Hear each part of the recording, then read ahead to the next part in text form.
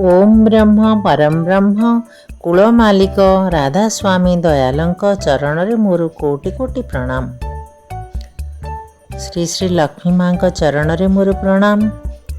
श्री श्री दादा चरण रे मोर प्रणाम। आजिर आचार्य और ठाकुर परिवार समस्त चरण रे मोर प्रणाम।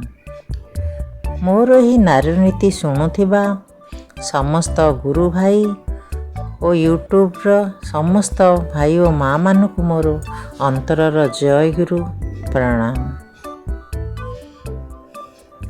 आपण मानू आज मु एकाणई नारी नीति बाणी शुणेबी ता आगु श्री श्री ठाकुरंकर गोटे कथा कही मो नारी नीति कहबी। प्रतिदिन ध्यान करणीय काहींकी जणे कहिले कौनसी दिन क्लांति बसतः सकाळे निदरू उठिबाकू डेरी हो जाए, से दिन आउ भल करी नाम ध्यान करिबा होई उठेना। श्री श्री ठाकुर कहिले नाम ध्यान प्रतिदिन ठीक भावे करिबो, सेई दिगरे अभाव हेले जीवनर सबु क्षेत्र ही अभाव और असामंजस्य देखा देबो। आचरण ढिला हुए, अज्ञात सारे सेईटा अनेक मध्यरे खेलई जीव। मनीष जदि ठीक भावे चाले करे सेथिरे केवल तार ही भल हुए ना, परिवार परिवेश अनेककर ही भल हुए ता द्वारा। आउ तार चलन रे जदि त्रुटि थाए सेथिरे केवल तार ही क्षति हुए ना, तार परिवार परिवेशर भी क्षति हुए सेथिरे। आलोचना प्रसंग अष्टम खंड। एबे आमे नारीर नीतिर 51 बाणी शुणिबा। स्वामीर धातुर सहित परिचय रे।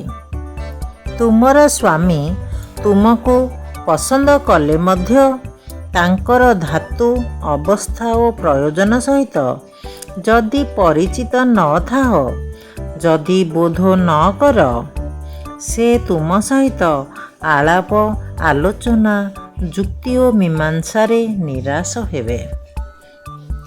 तुमे तुमर कथार सेपरी जवाब पाइब नाही। फलरे तांकर मनकु स्निग्ध शांत तृप्त और उद्बुद्ध करिपारिब नाही। उभय ही क्रमागत क्षुण्ण हेउथिब। तेणु पुणी कहे तुमे सर्वप्रकार रे ताहाकू जानि नियो। बाणी संख्या 91। पुणी थरे। स्वामीर धातुर सहित परिचय रे। तुमर स्वामी तुमको पसंद कले मध्य तांकर धातु अवस्था और प्रयोजन सहित जदि परिचित न थाओ, जदि बोध न कर, से तुम सहित आलाप आलोचना जुक्ति और मीमांसारे निराश हेबे। तुमे तुमर कथारे सेपरी जवाब पाइब नाही। फलरे तांकर मनकु स्निग्ध शांत तृप्त और उद्बुद्ध करि पारिब नाही। उभय ही क्रमागत क्षुण्ण हेउथिब। तेणु पुणी कहे तुमे सर्वप्रकार रे ताहाकू जानि नियो। बाणी संख्या 91। जय गुरु।